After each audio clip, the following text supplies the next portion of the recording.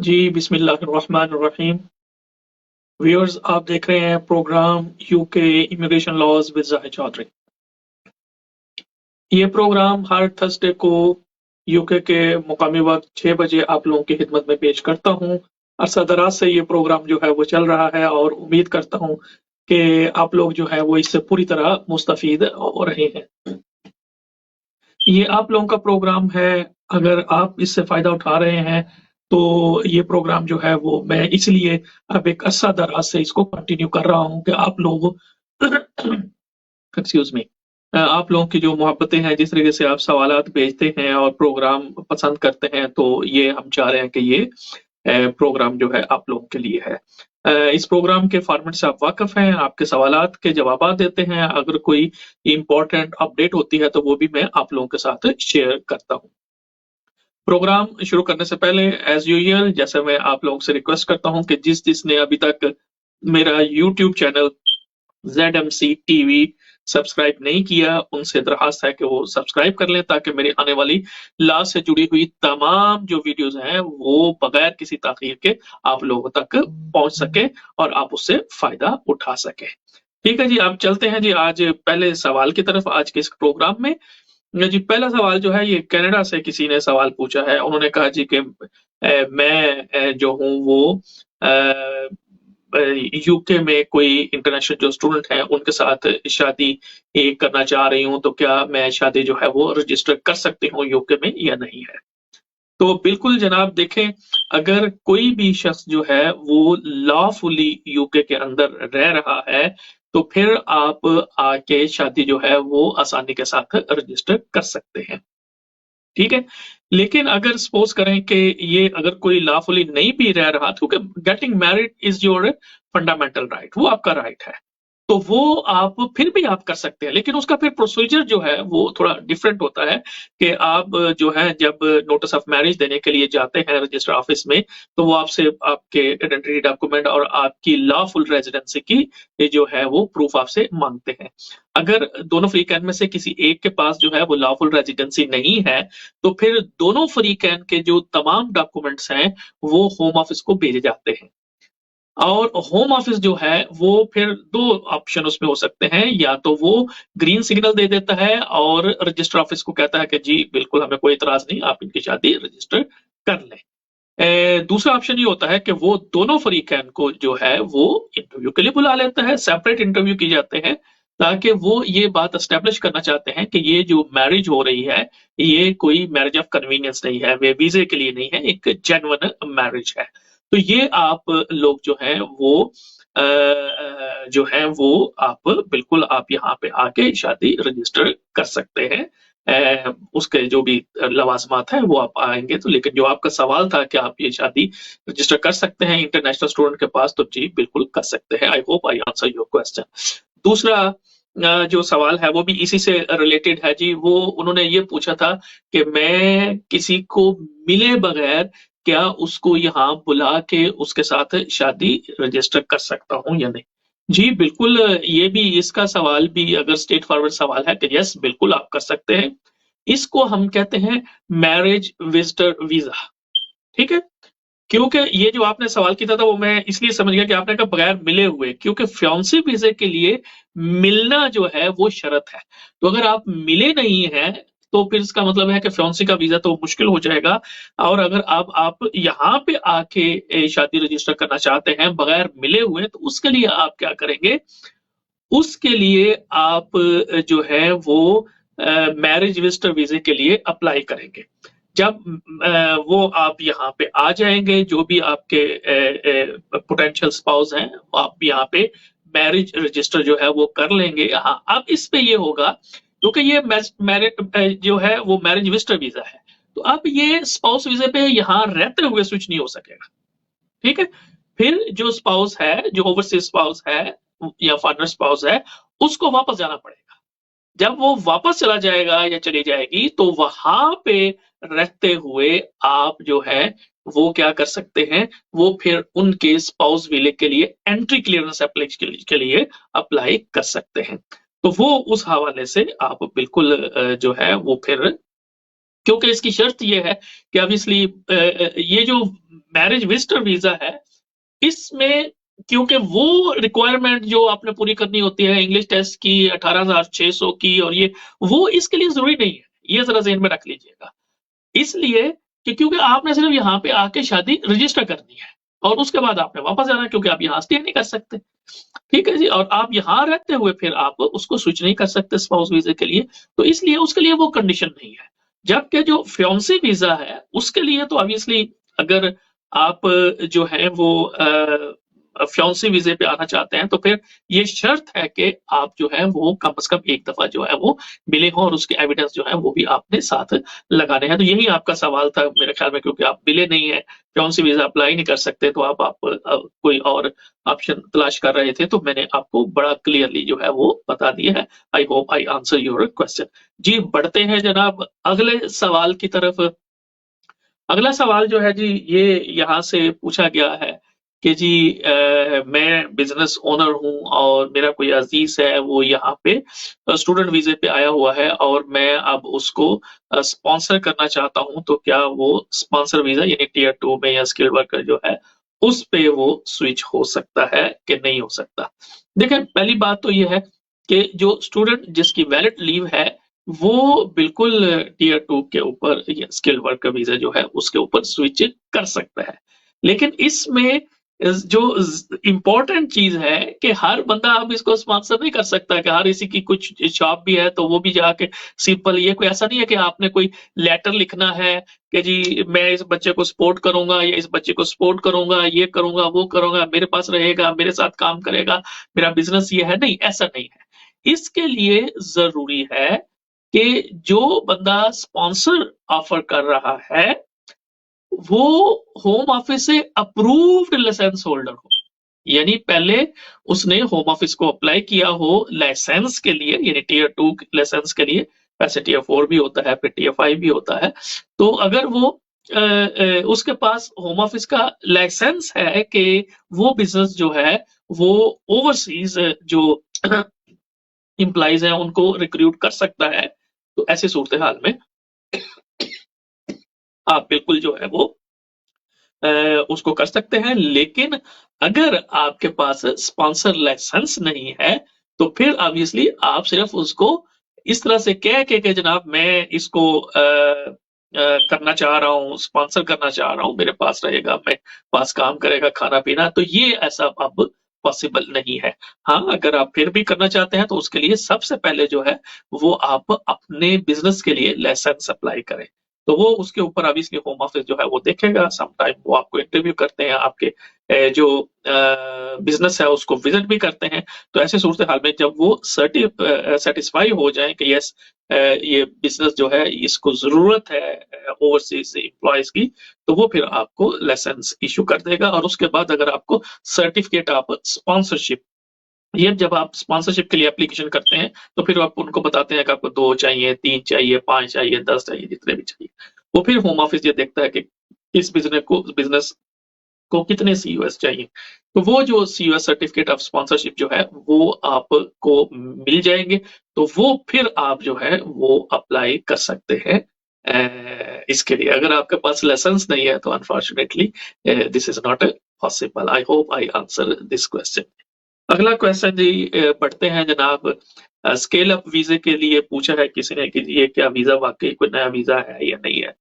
कोशिश करूंगा कि किसी प्रोग्राम में पूरा सिर्फ स्केल अप के ऊपर ही काम करें, उसके ऊपर पूरा प्रोग्राम कर दूं ताकि जो लोग देखने वाले हैं उनको सारी समझ आ जाए। लेकिन ये क्योंकि सवाल आया तो ब्रीफली मैं अब कर देता हूँ जी बिल्कुल। ये क्योंकि ब्रेक्सिट के बाद से बहुत सारे जो बड़े बिजनेसेस हैं वो सफर कर रहे हैं, उनके पास एम्प्लॉयज जो है वो शॉर्टेज है उनकी, तो ये उन्होंने एक नया स्केल अप वीजा जो है वो इंट्रोड्यूस कराया है, ठीक है। लेकिन ये इतना आसान वीजा नहीं है। देखिए ये एक्चुअली जो हाईली ग्रोइंग बिजनेस है, ठीक है, ये स्टार्टअप वर्कर वीजा होता है, तो ये सिर्फ वो बिजनेसेस आपको ऑफर कर सकते हैं जो कि हाईली ग्रोइंग बिजनेस जो है वो हो, ठीक है। हाईली ग्रोइंग का फिर ऑब्वियसली होम ऑफिस ने कोई क्राइटेरिया रखा हुआ है कि जो उनकी वर्क फोर्स है और जो उनका रेवेन्यू है वो 20% ईच ईयर जो है वो आखिरी 3 सालों में जो है वो इंक्रीज किया हो। तो इसमें मिनिमम, इस बिजनेस में मिनिमम जो एम्प्लॉयज की तादाद है वो भी जो है वो 10 होनी चाहिए। यानी जिस बिजनेस में 10, यानी 10 बिजनेस 10 थे और फिर 20 जो है परसेंट जो है वो इंक्रीज हो एवरी ईयर्स, ठीक है, 3 साल तक, तो वो जो है वो बिजनेस इंटाइटल होगा और इस तरीके से रेवेन्यू जो है उसमें भी 20% इंक्रीज होना चाहिए। ये एक्चुअली ये वीजा जो है अगेन ये चाह रहे हैं कि जितना टॉप टैलेंट है और टॉप ब्रेन्स है दुनिया के, उनको हम अट्रैक्ट करें और ये यहाँ पे आए। तो ये बिल्कुल नया वीजा है। इसमें देखें वो उसी तरीके से ये है कि सैलरी जो है वो मिनिमम जो है वो 33,000 के लगभग जो है वो ऑफर होगी और इंग्लिश उसी तरीके से आपको जरूरत होगी। उसके लिए 6 महीने का एटलीस्ट आपका स्पॉन्सर आपको वीजा स्पॉन्सर करेगा और 6 महीने तक हर सूरत में आपने उस एम्प्लॉयर के साथ काम करना होगा। तो ये एक बिल्कुल नया वीजा जो है वो अब ये शुरू हो चुका है, उन्होंने कराया है। लेकिन अनफॉर्चुनेटली अब देखें पूरे यूके में मेरे ख्याल में तकरीबन 35,000 या 36,000 के लगभग जो है ऐसे बिजनेस है जो कि ये जो फास्ट ग्रोइंग कंपनीज है या फास्ट ग्रोइंग बिजनेस है उसकी डेफिनेशन के ऊपर, जो ऑफिस की डेफिनेशन है उसके ऊपर जो है वो पूरा उतरते हैं। ठीक है, तो ये लेकिन आपने क्योंकि पूछा है तो मैं कोशिश करूंगा कि पूरा इसके ऊपर किसी दिन पूरा प्रोग्राम जो है वो कर दो, लेकिन मोटी मोटी जो चीजें हैं वो मैंने आपको बता दी हैं और उम्मीद करता हूं कि आप जो है इससे थोड़ा आपको आइडिया हो जाएगा कि ये जो स्केल अप वीजा है ये जो है वो क्या है और किस तरीके से आप इसको कर सकते हैं। ठीक है जी, बहुत शुक्रिया आपके सवाल का जनाब। अच्छा, ये जो सवाल है जी वो कहते हैं कि जब मैं यहाँ पे तकरीबन 2012 में आया था एज अ स्टूडेंट और फिर चलता ये सिलसिला रहा बीच में, फिर मैंने एक दो एक्सटेंशन भी कराई, फिर बीच में मैंने शादी कर ली यहाँ पे, फिर शादी की बेस पे कोई एप्लीकेशन की, वो फिर वाइफ के साथ को मसाइल, फिर वहां पे कुछ और, तो ये फिर यानी सब्सिक्वेंटली को वीजा 2.5 ईयर का मिला, फिर 2.5 ईयर का वीजा मिला। तो कहता है कि अब इनको एक्चुअली जो है वो 10 साल जो है वो हो चुके हैं, तो क्या वो इंडेफिनिट लीव टू रिमेन के लिए अप्लाई कर सकते हैं या नहीं कर सकते। देखिए बात यह है कि एक कैटेगरी जरूर मौजूद है लॉ इमिग्रेशन रूल्स जो है उनके अंदर, ये है कि अगर आप 10 साल कंटिन्यू लॉफुली आप रिजाइड हुए हैं यूके के अंदर, यानी 10 साल मुसलसल कानूनी तौर पर यूके के अंदर रह रहे हैं, तो फिर आप जो है वो अप्लाई कर सकते हैं आईएलआर यानी इंडेफिनिट लीव टू रिमेन के लिए। तो इसके लिए दो ही शर्तें हैं, यानी एक तो यह है कि 10 साल पूरे बगैर किसी गैप के, और यानी गैप का मतलब है कि हर इन 10 सालों के अंदर हर वक्त आपके पास वीजा लीव टू रिमेन जो है वो होनी चाहिए। अगर बीच में थोड़ा सा भी गैप है तो आपके लिए मसला क्रिएट होगा। अब और इसके लिए ऑब्वियसली वो लाइफ इन यूके और इंग्लिश टेस्ट जो है वो तो इंडेफिनेट के लिए कंडीशन है, वो तो आपको करना पड़ेगा। जो इसमें एक और चीज है, सब टाइम ये होता है कि आपको जिस तरह से आपने बताया कि आपकी ये जो मुझे लग रहा है कि इमिग्रेशन हिस्ट्री जो है वो क्वाइट कॉम्प्लेक्स है, तो ये देखने के लिए कि आपका बीच में कोई गैप तो नहीं है, बीच में कोई आपकी ब्रीच तो नहीं हुई, ऐसा तो नहीं था कहीं आपका वीजा कर्टेल हुआ हो या जिस तरह से हो। तो ऐसी सूरत हाल में ये है कि बेहतर है कि आप सब्जेक्ट एक्सेस के लिए होम ऑफिस को एक जो है वो एप्लीकेशन करें कि होम ऑफिस के पास आपका जितना भी रिकॉर्ड मौजूद है वो आपको भेजे। तो वो अगर आपको सब्जेक्ट एक्सेस जो है वो मिल जाता है, तो ऐसी सूरत हाल में जो है वो आप क्या कर सकते हैं, उससे आपको अंदाजा हो जाएगा कि कहीं आपका कोई बीच में गैप नहीं है। अगर गैप नहीं है तो फिर आप जो है वो बिल्कुल आप अप्लाई कर सकते हैं। ये वो 10 साल जिसके ऊपर आप अभी हैं वो अलग चीज है, वो तो 10 ईयर पेरेंट्स रूट पे आप हैं, तो वो उस रूट पे तो 10 साल आपने पूरे करने ही करने हैं। लेकिन अगर उससे पहले आपके 10 साल लॉफुल यानी कानूनी रेजिडेंसी हो जाती है, तो फिर आपको वेट करने की जरूरत नहीं है। फिर आप अगर रिक्वायरमेंट पूरी करते हैं तो आप फिर फौरी तौर पर जो है वो वीजा उसके लिए अप्लाई कर सकते हैं। ठीक है जी, आपकी कॉल का आपकी सवाल का बहुत बहुत शुक्रिया जी। चलते हैं जी अगले सवाल की तरफ। जी ये सवाल जो है ये उन्होंने कहा जी कि वो अपने बच्चों के लिए अप्लाई करना चाहते हैं नेशनैलिटी के लिए, यानी registration as a British citizen. तो क्या उसमें जो है वो कोई फीस में कोई कंसेशन मिल सकती है या नहीं है? देखिए बिल्कुल, अब पहले तो ये सिर्फ होता था कि ये जो इमिग्रेशन एप्लीकेशन होती थी उसमें फी वेवर की एप्लीकेशन जो थी वो अलाउ होती थी। अब जो है वो जब बच्चे जब अप्लाई करेंगे इसके लिए registration as a British citizenship के लिए, तो अब इसमें ये भी एक्सपेंसिव है और £1000 पर एप्लीकेंट जो है वो फी है। तो ऐसी सूरत हाल में क्या होगा कि वो अप्लाई करेंगे कि जनाब हमें फी जो है वो एग्जेम्प्ट की जाए। तो उसमें ऑब्वियसली उसके अंदर जिस हाउस होल्ड के अंदर वो रह रहे हैं उसके अंदर जो उनके पेरेंट्स हैं, माँ है, बाप है या कोई और भी रह रहा है, जितने भी हाउस होल्ड के अंदर अडल्ट हैं उन सब के जो फाइनेंशियल सर्कमस्टांसिस हैं, यानी उनके बैंक स्टेटमेंट, उनके बैंक कार्ड, ये सारी डिटेल्स जो है वो होम ऑफिस को भेजनी पड़ेगी।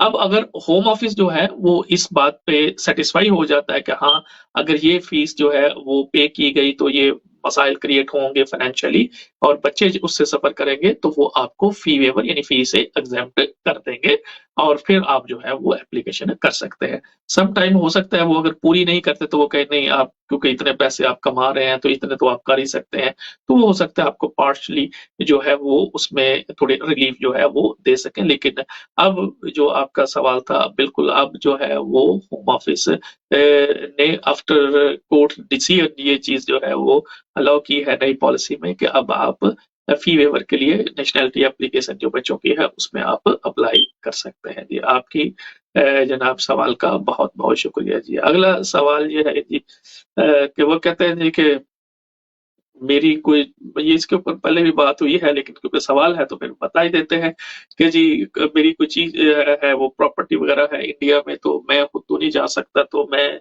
उसको डिस्पोज ऑफ करना चाहता हूँ, तो उसके लिए क्या मुझे पावर ऑफ अटॉर्नी बना के भेजनी पड़ेगी? जी बिल्कुल, ये है कि पावर ऑफ अटॉर्नी का मतलब ये है कि मैं एक शख्स को अपना अटॉर्नी बना के भेज रहा हूँ। अटॉर्नी का मतलब ये कि ये पर्सन जो है ये मेरे बिहाफ पे काम करेगा, ये ऐसा ही काम करेगा कि ये समझा जाएगा कि मैं बजाते खुद ये काम जो है वो कर रहा हूँ उस के अंदर। तो इसलिए बिल्कुल आप जो है वो पावर ऑफ अटॉर्नी जो है वो बनाएंगे। देखिए एक बात अपने ज़हन में रखिएगा कि ये जो पावर ऑफ अटॉर्नी है ये एक लीगल डॉक्यूमेंट है, लिहाजा इसके अंदर जितने भी आपने पावर देनी है, ग्रांट करनी है अपने अटॉर्नी को, वो आपने सोच समझ के देनी है। ठीक है ना? तो इसलिए ये जरा ज़हन में रख लीजिएगा। मसलन आपने कहा जी वो प्रॉपर्टी मेरी बेच दे, अब बेच के तो फिर पैसे का क्या करेगा? अगर आपने, मैं फॉर सेक ऑफ आर्गुमेंट बता रहा हूँ, आप अगर आपने उसको सही तरीके से नहीं बनाया तो वो अगर शख्स जिसको आपने टारने दिया वो बेच के तो पैसे अपने पास रख ले, तो आप फिर उसके लिए मसाइल तो क्रिएट हो जाएगा, परेशानी तो हो जाएगी। आपने कहा जी मैंने तो उसको सिर्फ कहा था कि जनाब किसको कहा था मैंने कि जनाब ये जमीन बेचे और जमीन बेच के तो पैसे जो है वो फिर का क्या करना। तो ये एक क्योंकि लीगल डॉक्यूमेंट होता है, इसलिए मैं आपको ये सजेस्ट करूंगा कि आप क्या करें कि आप कोई भी डॉक्यूमेंट्स बनाने से पहले आप कम से कम किसी लॉ नोइंग पर्सन जो है उससे इस बात के इसके बारे में आप डिस्कशन जो है वो जरूर कर लीजिएगा। ठीक है जी। उम्मीद करता हूं कि आज मैंने काफी सारे सवाल जो है वो आज के इस प्रोग्राम में लिए हैं, क्योंकि ये ब्रीफ दुरानिये का प्रोग्राम होता है, अपनी सारी मसरूफियत में से वक्त निकालना पड़ता है, लेकिन आप लोगों की मोहब्बतें हैं, इसका मकसद सिर्फ जो है वो आप लोगों की सेवा करना है। तो इस तरीके से आप किसी भी मीडियम के जरिए आप कोई भी सवाल इमिग्रेशन लॉ के बारे में, नेशनैलिटी, असाइलम, फैमिली, कोई भी यूके का कोई जो लॉ है उसके बारे में आपका कोई भी अगर सवाल है तो वो आप व्हाट्सएप के जरिए, मेरे फेसबुक के जरिए, यूट्यूब के जरिए, किसी भी तरीके से, मेरा नंबर जो है वो इस वक्त स्क्रीन पे आ भी होता है, इसमें आप मुझे कॉल भी कर सकते हैं फ्रीली किसी भी लैंग्वेज में, Urdu, Punjabi, English. So I will be happy to answer all your calls, और आपकी जितने भी सवाल होंगे मुझे खुशी होती है उनका जवाब दिया। प्रोग्राम पे आकर मैं फिर एक दफा मेरी आप लोगों से दरखास्त है कि जिन लोगों ने अभी तक मेरा यूट्यूब चैनल ZMC टीवी, ये मेरा नाम ही है ZMC टीवी, जिन लोगों ने सब्सक्राइब नहीं किया वो मेरे इस चैनल को अच्छे तरीके से फौरी तौर पर जो है वो सब्सक्राइब कर लें, ताकि मेरी आने वाली ला से जुड़ी हुई तमाम वीडियो जो है वो आप लोगों तक पहुंचते हैं। मुझे अपने मेजबान, अपने दोस्त, अपने भाई जाहिद चौधरी को इजाजत दीजिएगा, और अगली थर्सडे तक अपने गिरदोनवा के लोगों का ख्याल रखिएगा। अल्लाह हाफिज।